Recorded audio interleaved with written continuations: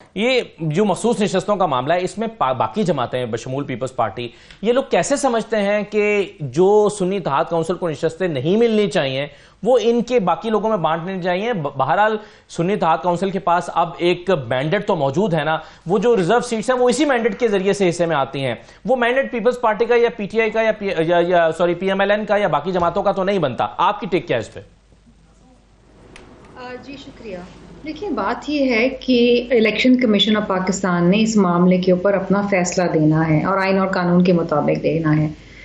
अगर तो वो सीटें सुन्नी इत्तेहाद काउंसिल को नहीं जाती हैं, और चूंकि सुन्नी इत्तेहाद काउंसिल ने अपनी तो कोई रिजर्व सीट के नॉमिनीज जो हैं उनकी नॉमिनेशन जो है उसकी कोई लिस्ट जमा नहीं करवाई है, और नॉमिनेशन और स्क्रूटनी की तारीख तो गुजर चुकी है।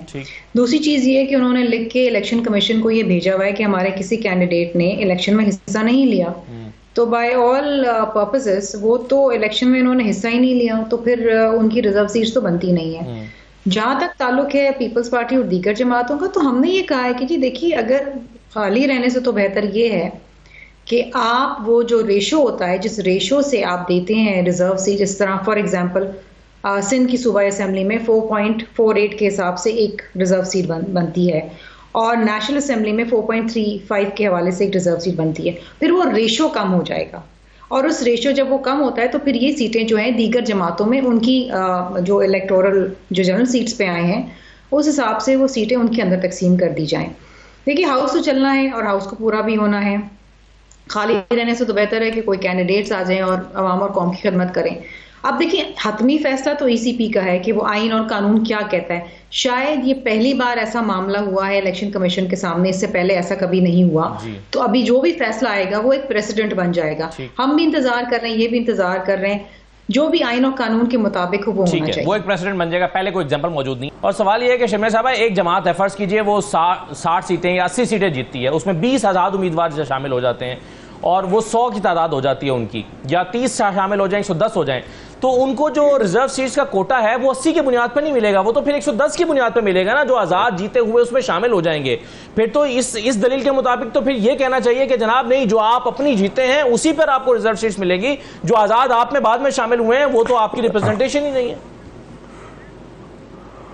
नहीं जी, देखिए, जहां तक मेरी नॉलेज है, आई डोंट नो, मैं इस पे कोई कानूनी एज सच कोई माहिराना राय नहीं दे सकती, लेकिन फॉर एग्जांपल जैसे पीएमएलएन के अंदर या पीपल्स पार्टी के अंदर वो सीटें जीतते हैं और उनके साथ मजीद 7, 8 या 10 या 15 इंडिपेंडेंट्स जीत जाते हैं और शमूलियत इख्तियार कर लेते हैं, तो वो पूरी की पूरी सीटें, फॉर एग्जांपल पीएमएलएन 20 सीटें जीतती है और 10 इंडिपेंडेंट्स ले लेते हैं, तो 30 सीटें बन जाएंगी और 30 सीटों के ऊपर उनको रिजर्व सीट्स मिलेंगी। तरीकेकार ये होता है जो कि सिंध असेंबली में हुआ, जो कि पंजाब की असेंबली में हुआ, ठीक है। अब सुन्नी इत्तेहाद का मसला ये है कि उन्होंने कंटेस्ट ही नहीं किया ना इलेक्शन, उनके किसी कैंडिडेट ने इलेक्शन ही कंटेस्ट नहीं किया।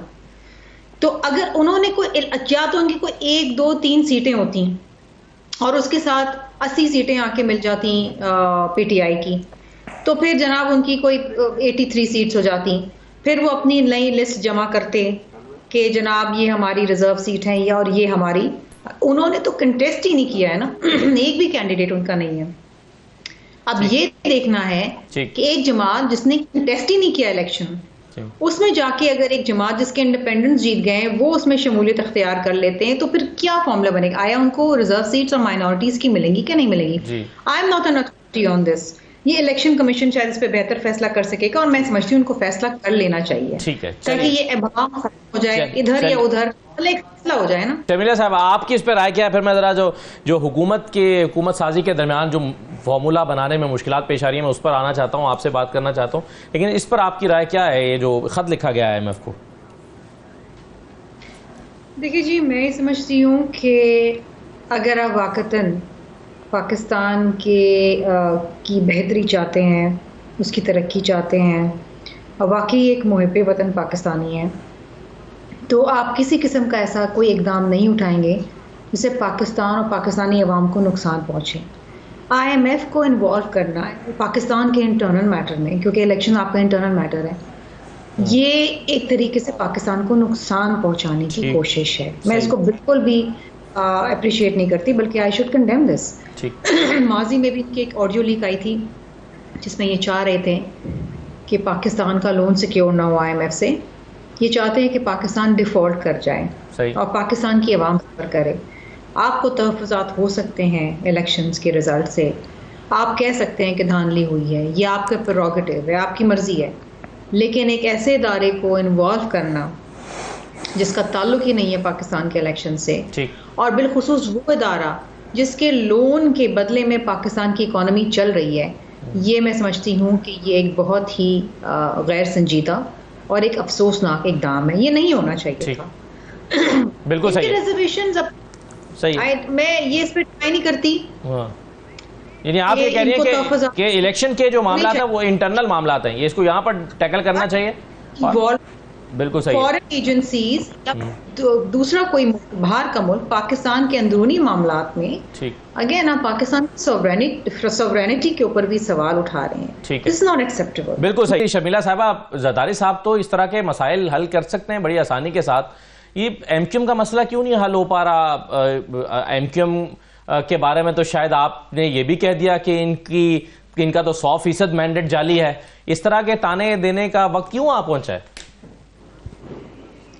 खान साहब, पीपल्स पार्टी ऐसी किसी किस्म की कोई गुफ्तगू नहीं करती। ये जो वीडियो आई जिसमें कहा गया कि जो PMLN ने इनको ये बताया कि पीपल्स पार्टी ने कहा है इज ऑल हियर से, हमारा इनके मैंडेट या इनसे कोई ताल्लुक नहीं। हाँ, हमें कराची की सीटों पर ज़रूर तहफ़्फ़ुज़ात हैं और जहाँ जहाँ हमें है वहाँ हम इलेक्शन कमीशन के सामने खड़े हैं। लेकिन इनका मामला जो भी है, देखिए, इनके मामला बराह रास्त PMLN से हल होने, हम इनके मामले हल नहीं कर सकते।